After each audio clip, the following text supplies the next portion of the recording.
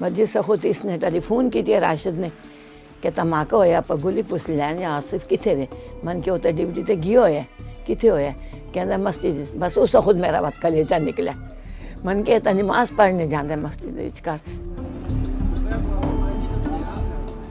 Peshawar police line کی مسجد میں دھماکہ گزشتہ چند برسوں میں پولیس پر سب سے بڑا حملہ ہے. اس میں 100 سے زیادہ افراد ہلاک اور بڑی تعداد میں لوگ زخمی ہوئے ہیں.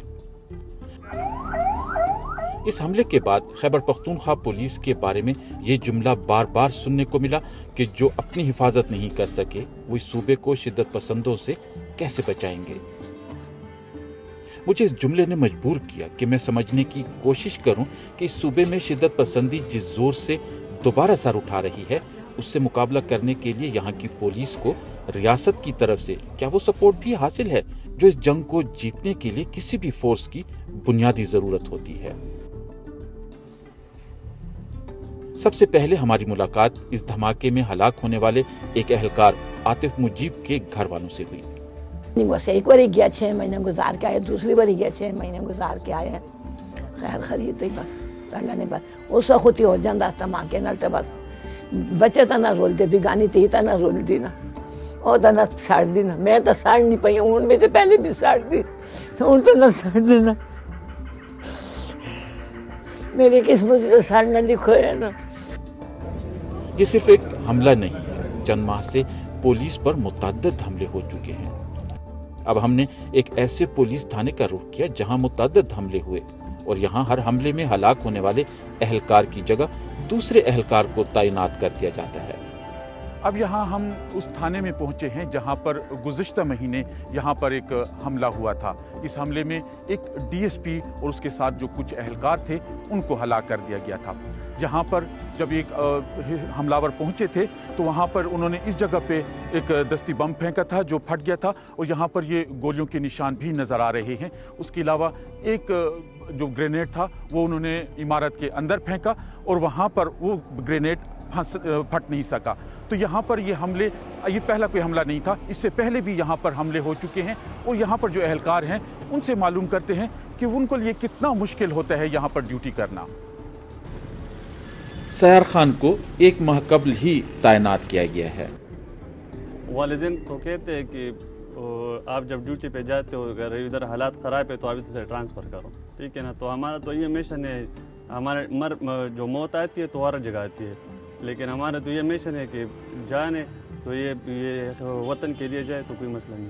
تنخواہ تو کم ہے لیکن مہنگائی بہت زیادہ ہے. ہمارا جتنے بھی الاؤنس ہے, راشن الاؤنس ہے, میڈیکل الاؤنس ہے, یہ بہت کم ہے. تو تنخواہ جو ہے نا وہ بڑھنا چاہیے. ان بڑھتے ہوئے حملوں کے بعد پولیس اہلکاروں کا ضبط بھی جواب دے گیا. انہوں نے شکوہ کیا کہ بڑھتی شدت پسندی کے اس دور میں ریاست ان کی اس طرح مدد اور سپورٹ نہیں کر رہی جس کی پولیس فورس کو ضرورت ہے.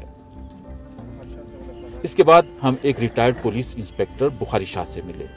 انہوں نے زیادہ عرصہ ڈیوٹی ان تھانوں میں کی جو شدت پسندوں کا ٹارگٹ تھے. ان حملوں میں وہ بار بار زخمی بھی ہوتے رہے. اب وہ بیمار ہیں اور انہوں نے ریٹائرمنٹ لے لی ہے. گردو پو جوانی میں ریٹائرمنٹ کو علاج مو کو سم اب تک 2000 ڈائلائسس کو نہ جی حکومت نہ سپورٹ ملا اپنی مدد آپ بس دغه خو مصیبت تیجی کنه چې پولیس کې حق نه ملاوي, حق چاته ملاوي دي نو بیا څوک هم داسې نه هر سړی و کوشش کو. اس سے میرے ذہن میں یہ سوال آیا کہ پولیس کو شدت پسندی کے اس جن کا مقابلہ کرنے کے لیے کیا اکیلا چھوڑ دیا گیا ہے؟ یہ جو انریسٹ ہے یہ اب کا نہیں ہے, یہ کچھ عرصے سے چلا آ رہا ہے پولیس اہلکاروں کے درمیان. سی ٹی ڈی کا واقعہ بنو میں جو ہوا, لکی میں جو واقعات ہوئے اور سوشل میڈیا پہ مسلسل ان کے درمیان یہ آ رہا تھا. کیا کر رہے ہیں کہ ان کو کنسول, ان کے مورائل کو کرنے کے لیے کیا اقدامات آپ نے تجویز کیے ہیں؟ پولیس کے ہماری فورس میں نے شروع میں کہا کہ کوئی انریسٹ نہیں ہے. ہم اپنے شہداء کا, اپنے زخمیوں کا ہم خیال کر رہے ہیں. ہم اپنے جوانوں کے لیے جتنی آسانیاں فراہم کر سکتے ہیں ہم وہ بھی کر رہے ہیں. لیکن جہاد ہے, جنگ ہے, اور ہم نے یہ وردی اپنی تنخواہ کے لیے نہیں پہنی ہے. وردی ہم نے پہنی ہے جہاد کے لیے, ایک جنگ کے لیے, اپنے معاشرے میں اپنے بچوں کے لیے تحفظ دینے کے لیے. मैं कई सालों से इस सूबे में शिद्दत पसंदी के वाक़यात को रिपोर्ट कर रहा हूँ। हालिया अरसे में ये बात इस शिद्दत से महसूस की जा रही है कि पुलिस शिद्दत पसंदों के साथ हालत जंग में है और इस जंग को जीतने के लिए पुलिस को हौसले के साथ साथ रियासत और उसके इदारों की मुसलसल और अनकंडीशनल सपोर्ट की ज़रूरत है।